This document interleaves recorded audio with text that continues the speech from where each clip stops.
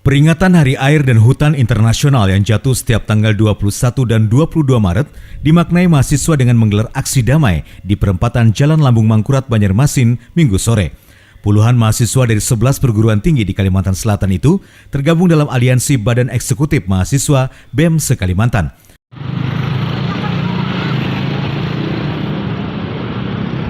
Mereka membagikan poster serta melakukan kampanye edukasi kepada masyarakat akan bahaya bencana ekologis. Aksi tersebut sekaligus kritik untuk pemerintah yang dinilai kurang memperhatikan suara-suara mahasiswa. Di hari ini kita ada aksi damai. Sebenarnya agenda kita hari ini kita cuma bagi-bagi poster sambil kita orasi. Jadi isi posternya itu memang poster jenis poster edukasi buat masyarakat gitu.